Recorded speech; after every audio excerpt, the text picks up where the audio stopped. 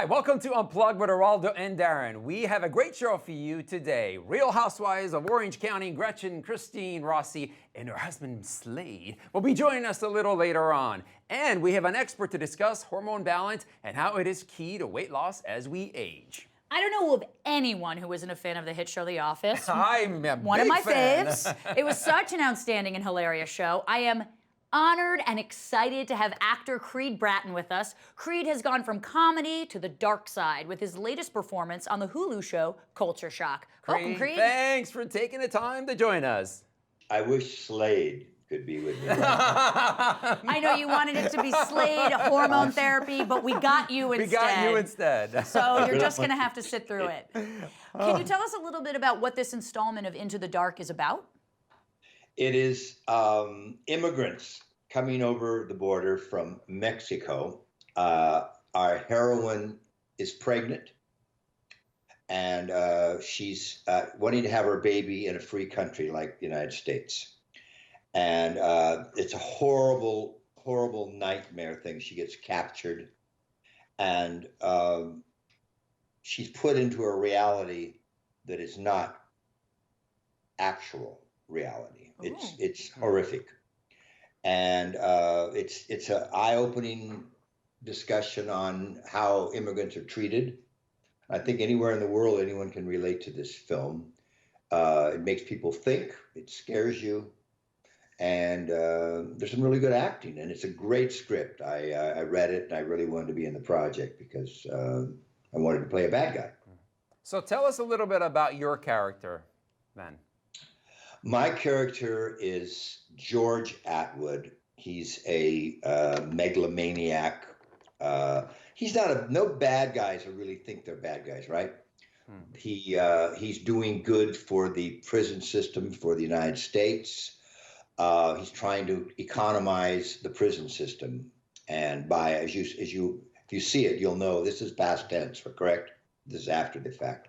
So he has put these people in a virtual reality, and they think they're in the real world, but they're actually strapped to a gurney. And pretty creepy. Pretty creepy, yeah. You're scaring me right now with that bad guy attitude, Creed. I gotta be honest. I'm not expecting you in this bad boy role. But I wanted to talk. Really scaring you. I was like, death stare. I wanted to ask you a little bit about representation in Hollywood and diversity. You know, is this a thing that you kind of see being a bigger and bigger thing? Is that what happened in Culture Shock, or what's your whole take on it? Because this series is so politically, highlighted, I kind of wanted to get your take. Well, I hope so. Yeah. I hope it's just not just a horrible slasher thing, that they bring some stuff that makes people think and make some changes for the better, because God knows we need them right now, don't we? Yeah. Yeah. We really do. So why should people watch Culture Shock then? If you had to give them some bullet points or something, or maybe a good reason for watching, maybe somebody's a little skeptical about it, what would you say to that person? Well, I would say, thank you for asking me that question. I would say, you think you're going to laugh with me, but you won't. You're very, very afraid. I'm actually I'm afraid now, terrified, actually. Geraldo. You gotta help me. What was it like working on a set that was filmed both in Spanish and in English? Do you speak Spanish? Of course, yes, fluent. Chinese, Spanish, French, Yugoslavian. Oh, wow. And most of the dialect that I speak in Yugoslavian, they don't even speak it anymore. That's how old I am. When I met Gigi, the director, I was first taken by how intelligent she was and how together she was. She's a great director, and she didn't miss a beat. She would go in English and then in Spanish and back and forth like this, and the crew. And no, you got used to it. You got used to it. Of course, all my scenes were in English, but many scenes there were Spanish things going on at the same time too. So she never missed a beat, and then you get used to it. We're actors, for God's sakes. Listen, I reminisce if I didn't ask you about The Office. My son is a diehard fan of The Office. So please tell us.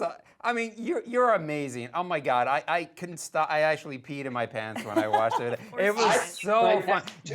That was exactly. Why do you think that character was so special on the show? I get that a lot. You know, I wrote the character originally. And presented it to Ken Kwapis and Greg Daniels, an idea of how I thought my rock and roll past would parlay into an office situation. He was drugged out and passed out on a Greyhound bus, and fell asleep in a dumpster. And they gave him a job in Scranton in a paper company. And actually, for the first couple of years on the show, I thought I was actually working at a paper company. I didn't know it was a real TV show. I didn't. But I think the deal with the character is it was the non sequiturs. They just came out of left field. Any really good actor could take those beach balls they throw you. I had a big bat and a big ball, and it was easy to hit. The writing was so good. Oh, that's so good. Creed, before we let you go, where can everyone find Culture Shock? Culture Shock. Hulu, Into the Darkness, and it's a Blumhouse production. It's thought-provoking, it's scary, it's well done. Check it out, gang. All right. Well, you've made Geraldo pee his pants. Absolutely. You've I made gotta go me pee my change now, but pants. it was an honor to have you on the show. Yeah, We really thanks for appreciate joining it. us. Pleasure. Thank you, gang. Thank one you. more too. Thank you. Right. Thank you. Still to come, we're going to discuss an innovative approach to weight loss and female health called natural hormone balancing. Stay with us. We'll be right back.